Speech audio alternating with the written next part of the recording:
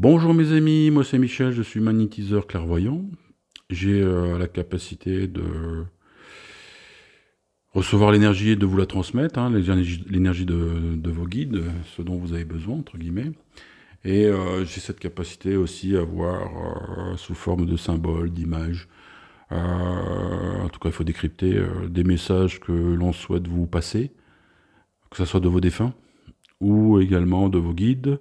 Et sinon, surtout, j'ai une capacité à voir vos vies antérieures, c'est-à-dire l'origine de vos mots, en gros.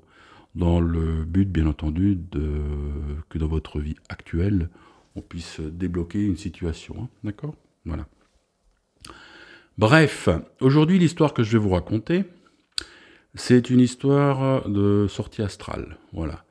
Donc c'est de l'expérimentation, hein, c'est pas de la lecture. Hein. Tout ce que je vous raconte ici, c'est ce que j'ai vécu. Voilà. C'est ce que je vis. Hein. C'est mon quotidien, on va dire. Je vais vous raconter cette petite histoire qui m'est donc arrivée. Et à la fin, je ferai quelques commentaires, ce que j'en ai retiré, les leçons que j'en ai retirées, qui sont peut-être fausses. Hein. En tout cas, c'est à l'heure actuelle ce que je pense de tout ça. Et ça vous permettra à vous d'avoir une base de réflexion et de vous dire, tiens, qu'est-ce que j'en retire moi de cette histoire, en fait. Hein. Je suis pas là pour vous dire, c'est comme ça, c'est à vous de réfléchir, de méditer et d'expérimenter, quoi, en fait. Hein. C'est à vous d'expérimenter par vous-même, en fait. Bref. Alors, pour ceux qui me connaissent ou non, il y a quelques années, je faisais beaucoup, faut pas non plus se leurrer, hein, je faisais des rituels. C'est-à-dire, pour ceux qui savent, des rituels, vous visez un domaine que vous voulez améliorer dans votre vie, que ce soit l'argent, l'abondance, l'amour, enfin, toutes sortes de choses, quoi. Et vous mettez en place une espèce d'ésotérisme plus ou moins chrétien, enfin, des rituels, quoi. Donc, pour bien me définir, hein, je fais ça que pour moi. Hein. En tout cas, à l'époque, je ne le fais plus maintenant. À l'époque, je le faisais que pour moi, je ne le faisais jamais pour les autres, ou très très très rarement. D'accord. Bref. Donc, dans ces rituels-là, donc faut bien imaginer, vous avez, donc c'est un hôtel hein, que vous mettez en place. Sur cet hôtel, vous avez des icônes religieuses. Enfin, moi, c'était en tout cas la lignée que j'avais prise, quoi. Prise. Donc, vous allez vous imaginer des icônes religieuses, des encens, des mots, des prières à dire, des prières à réciter, des dates à respecter, des créneaux à respecter. Et également, dans ces petits rituels, il y a aussi l'usage de cierges. Voilà, de bougies de couleur. Hein. Et chaque couleur a une fonction particulière. Hein. Je ne vais pas trop rentrer dans les détails pour pas que certaines personnes utilisent ces informations en mauvais escient. Bref, en tout cas, le vert a un certain pouvoir, le rouge, une bougie rouge a un autre pouvoir, une bougie noire a un autre pouvoir. Bon, je pense que tout le monde a compris ce que ça pouvait être. Enfin voilà, ok. La bougie blanche, bien sûr, c'est les chandelles divines, c'est la pureté, c'est cette énergie-là. Bref, voilà, j'irai pas plus loin. Donc je voulais faire un certain rituel pour améliorer mon quotidien, on va dire, en tout cas pour m'aider à canaliser cette énergie-là, quoi. Et dans ce rituel, j'avais besoin d'un certain type de couleur de bougie. Alors qu'est-ce que je fais comme je suis très très maniaque, je peux pas me contenter, je pouvais pas me contenter d'une couleur approchante. Hein. Donc je sais plus, hein, c'était vert foncé ou bleu roi, je sais plus, c'est pas grave, c'est pas ça l'important. Bref, donc j'avais besoin d'une certaine couleur, une couleur très précise. Et je cherche. Donc, qu'est-ce que je fais? Je vais déjà dans les magasins locaux que je connais très bien, qui sont un petit peu. Donc, il y a déjà les supermarchés hein, qui vendent aussi des chandelles teintées. Bon, bah, je ne trouve pas. J'agrandis mon cercle de recherche. Je vais dans les magasins, on va dire ésotériques. Je ne trouve pas non plus cette couleur. Je dis tiens, c'est quand même bizarre. Et après, donc, qu'est-ce que vous faites? Vous regardez, ben, maintenant, c'est un peu la mode aussi. Puis c'est de rentrer dans les mœurs, quoi. Je fais une recherche Amazon, pour pas les citer, et je trouve pas non plus. J'ai agrandi encore, et puis là, je commence à regarder dans les boutiques en ligne qui vendent, enfin les boutiques ésotériques en ligne, quoi, hein, qui vendent des produits particuliers, des chandelles, des neuvaines, de l'encens, enfin voilà, tous ces genres de produits. Bref. Et j'en trouve une. J'ai cherché, hein, je vous assure, j'ai cherché, cherché, cherché. Et j'en trouve une qui a un stock assez important. Je dis, bah mince. Malheureusement, cette boutique en ligne, je regarde un peu l'adresse, je vois qu'elle est située en zone africaine francophone. Je vais pas trop rester dans les détails parce que j'ai pas envie de créer du tort à cette enseigne. Bref. Alors, c'est une enseigne franco-africaine, francophone, qui est en Afrique et francophone. Voilà, ok. Donc c'est très vague, c'est très généralisé, il y aura pas de... Elle se sentira pas visée. Bref. Et je vois qu'elle a donc un grand stock. Donc, je sais plus par contre comment je les ai contactés, je crois par mail ou par téléphone, bref, je sais pas. Donc je les ai appelés par mail. Bon bref, c'est pas trop important. Je les contacte, je leur demande, écoutez, est-ce que vous avez, est-ce que vous vendez, est-ce que vous envoyez vos commandes en métropole? Ils me disent, oui, il n'y a pas de problème. Hein. Ils me répondent, oui, il n'y a pas de problème. Je dis, écoutez, je suis intéressé par donc, ce type de bougie, de cette couleur-là. Dans l'heure qui vient, je vous passe la commande, je vous prends tout, et j'ai tout pris. Hein. Bah, c'était tellement rare, enfin, j'avais fait toute la France, je n'en avais pas trouvé, je me suis dit, bon, bah là, si jamais je refais ce type de rituel, je vais pas être embêté une deuxième fois, je vais acheter le lot complet. Bref, je retourne donc dès que j'ai l'information comme quoi ils vendaient bien, qu'ils envoyaient en métropole, je vais sur le site internet, je fais mes achats, j'ai 2-3 bricoles en plus, voilà, et je valide, et je paye. Donc je ne suis pas ici en métropole, il devait être 15 heures ou 16 heures, je sais pas, voilà, donc là-bas il y a peut-être des heures de décalage, hein. Et le soir, 18h, 19h, le soir vient, ou 20h, je sais plus, je vois l'accusé-réception de la commande. Enfin, c'est-à-dire votre commande, vous savez, on reçoit après les commandes, vous avez plusieurs mails, commande bien reçue, puis après commande en cours d'exploitation, et puis commande envoyée. Bref, d'accord? Et là, je vois commande, je crois, validée et envoyée. Donc c'était acté, quoi. Et je me couche. Et je m'endors, tout content d'avoir reçu cet accusé de réception. Je me suis dit, bon, bah, ça va arriver dans quelques jours. J'étais très, très satisfait. Je respectais en plus la date de mon rituel. Enfin, voilà, quoi. Donc, j'étais très content, très satisfait. Et je m'endors. Et je me réveille. Mais je me réveille pas physiquement, hein. Vous avez bien compris, quoi. Alors, les sorties astrales, moi, j'ai cette petite capacité, j'aime pas dire ça, ça fait égotique, quoi. Mais j'ai cette grâce, cette faculté, cette grâce, cette bénédiction quelque part, que dès qu'il y a un problème chez moi, à la maison, hein, dans mon habitation, là où j'ai mon cabinet, dès qu'il y a un souci, je sors de mon corps. Et quand je fais une sortie de corps, alors je sors de mon corps, donc je peux sortir de mon corps ailleurs, hein, donc il n'y a pas de problème. Mais généralement, quand je sors de mon corps, c'est où il y a une leçon à prendre, où il y a un danger, où il y a quelque chose qui ne va pas. En gros. Je sors, je dis tiens, et je sors et je regarde, je vois, je sors, je suis chez moi. Donc j'ai ma chambre là-haut, je suis dans le couloir de ma chambre, je dis qu'est-ce que je fais chez moi? Et là je dis ouh, là il y a quelque chose qui va pas. Alors, également, pour ceux qui ont vu mes autres vidéos, sinon c'est pas grave, je vais répéter.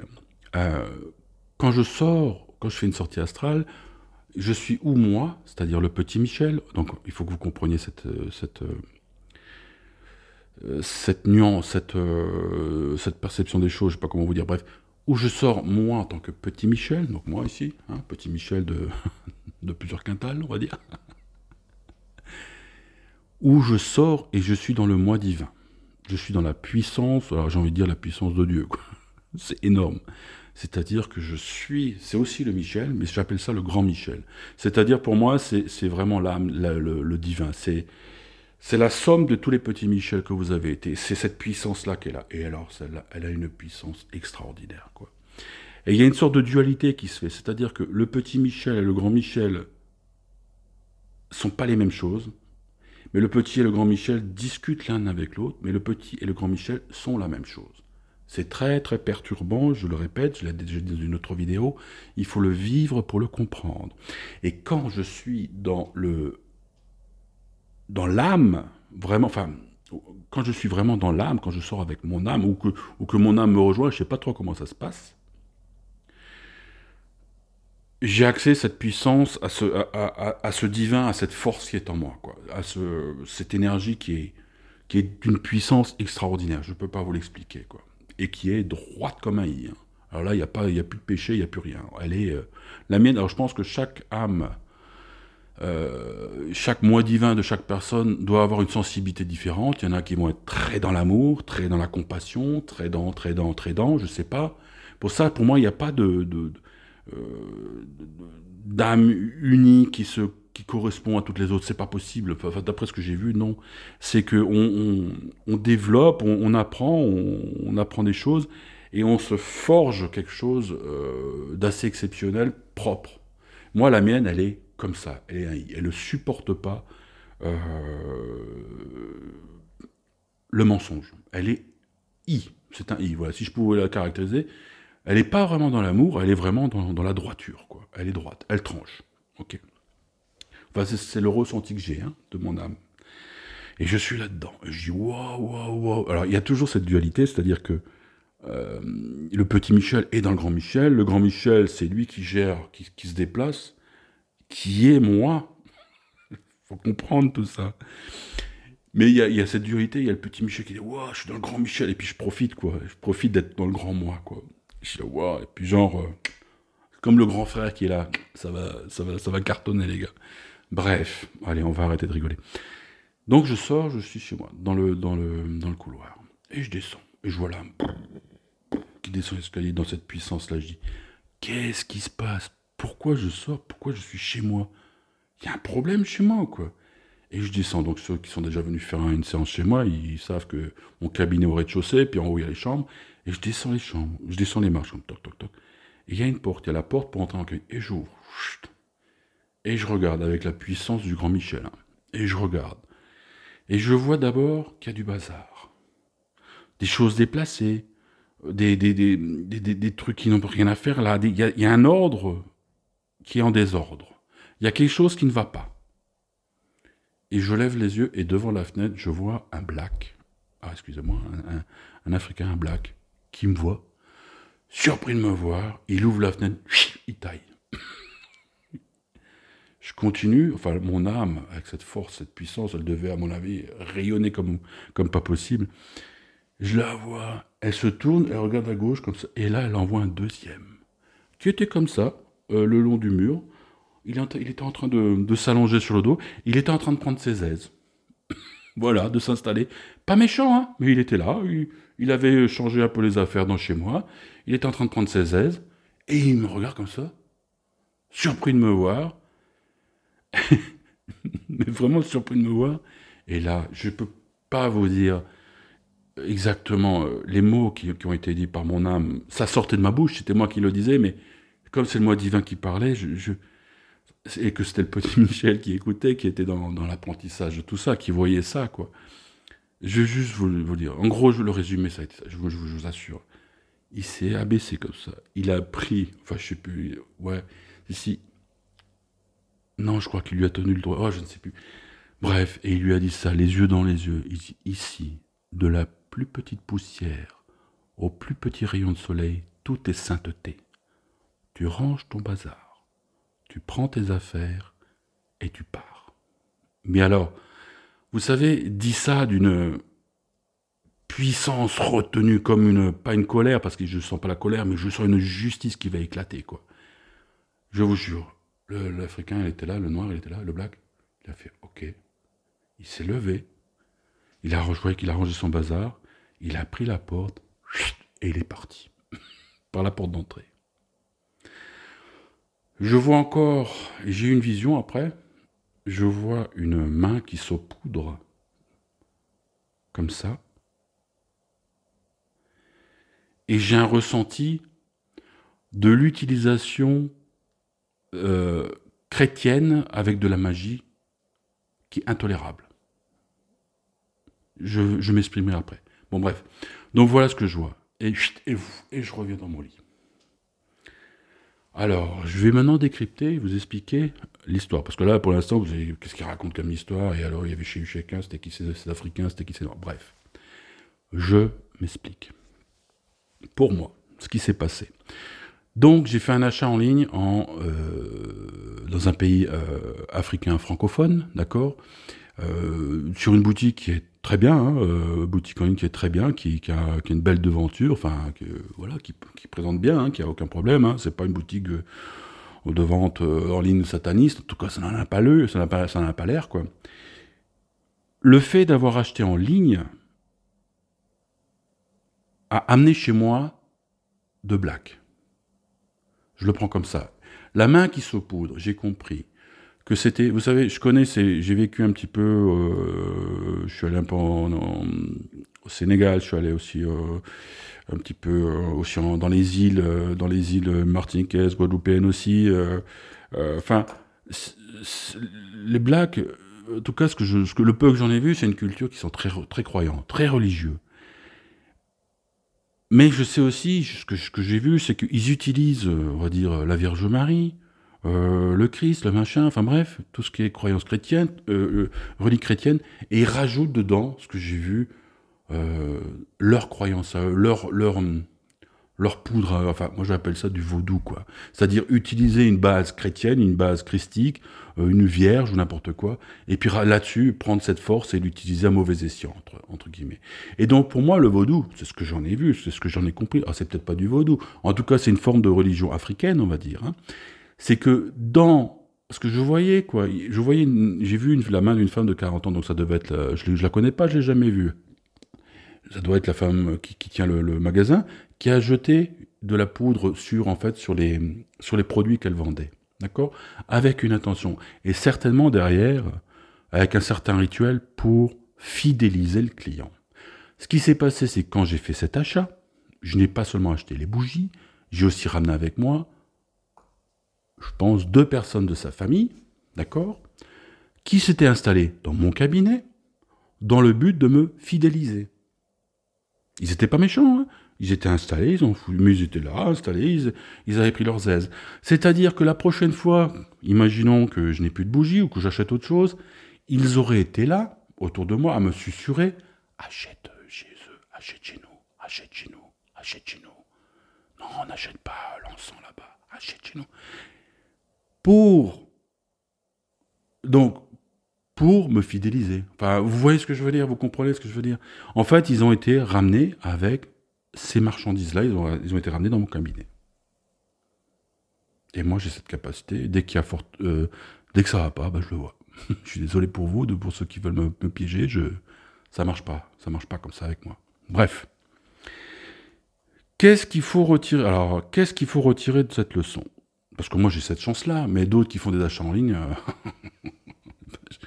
vous êtes piégés, quoi. Bref. Qu'est-ce qu'il faut retenir là-dedans?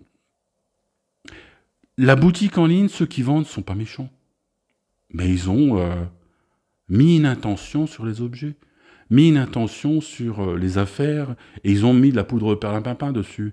Ce que j'ai vu aussi, ce que mon âme m'a dit, j'ai senti cette espèce de colère, je vous le dis, c'est que j'ai senti qu'ils ont mélangé de la Vierge Marie avec de la poudre de perlimpinpin. Je vous le dis tout de suite, le mélange des genres n'est pas accepté là-haut. Parce que quand j'ai senti ça, j'ai senti la colère, enfin cette force de justice qui voulait sortir, qui disait, on n'utilise pas Marie comme ça, on n'utilise pas le Christ comme ça, on n'utilise pas les anges, enfin les archanges, dans un but dévié, détourné comme ça. Alors on les prie, bien sûr, on demande leur grâce, on demande l'abondance, on se met sous leur protection, mais on n'utilise pas cette magie, ces archanges et tout ça, dans le but personnel de s'enrichir. Si eux veulent qu'on s'enrichisse, ils le feront. Si eux estiment qu'on a besoin d'argent, ils nous le donneront. En gros, c'est ça. Or là, ils ont détourné, et en même temps, ils ont dû, parce que comme il y avait 2 Africains qui sont venus chez moi, je pense que c'était du vaudou, ils ont mélangé et du christique, et on va dire une sorte de sorcellerie, je suis désolé de le dire. En pensant ne pas mal faire. Attention, encore une fois, Je ne juge pas, mais je dis, je vous préviens, le mélange des genres n'est pas accepté là. En tout cas, la colère que j'ai ressentie dans mon âme, enfin, elle était, mais comme ça, quoi, une puissance retenue hein, devant ça. D'ailleurs, rien que dans les termes, quand il a montré, ou il a pointé du doigt le deuxième, là, quand j'ai senti ces mots qui sont sortis, je me suis dit, waouh, waouh, waouh, calme-toi, calme-toi. Il était dans une puissance contenue. Je sens qu'il aurait pu le pulvériser, quoi. D'accord? D'ailleurs, il a pas pipé mot, hein, le deuxième. Hein. Il a fait OK, il a rangé, il s'est barré. Hein, OK? Voilà. Bref, ce que je veux dire par là. Quand vous achetez en ligne, la boutique peut être très belle, les intentions peuvent être très bonnes, mais quelles sont-elles ces intentions qui vous dit que la personne qui n'a pas vendu ce produit n'a pas mis quelque chose, même inconsciemment, dedans pensant bien faire pour elle, bien sûr, mais quelque part, moi, elle m'a pollué, quoi. Donc, quand vous faites des achats en ligne, ceux qui font des achats, je vous le dis, nettoyez. Enfin, je dis achats en ligne, ça peut être aussi des achats à tout court. Quand vous faites des achats, même, je pense, des achats quel que soit le type d'achat, quand il y a des gens qui font des rituels pour vous attirer, pour que vous consommiez et tout ça, ben, il faut savoir se prémunir par rapport à ça. Donc quand vous faites des achats, surtout des achats, on va dire, ésotériques, les autres achats, bon, c'est de la consommation, on va dire. Mais là, c'est des achats ésotériques. Quand vous le recevez, nettoyez-le, purifiez-le, bénissez-le, enlevez toute intention dessus. Ou en tout cas, enlevez les mauvaises intentions, alors.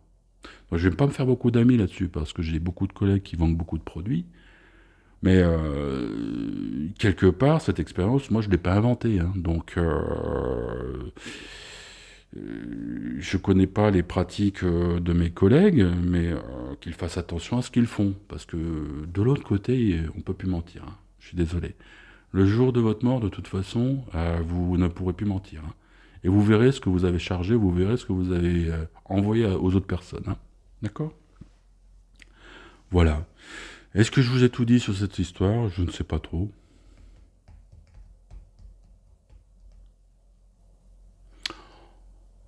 Bon, bref, in fine, les bougies, on va dire, j'ai prié dessus, je les ai bénies, je les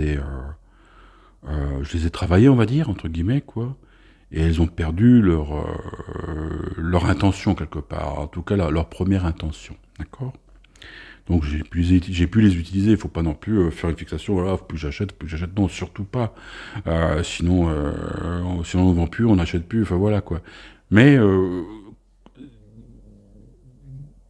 quand vous allez dans les pays aussi africains, ils ont une culture où ils utilisent des magies locales, des magies vaudou, des magies de la nature, des choses comme ça, qui sont très puissantes.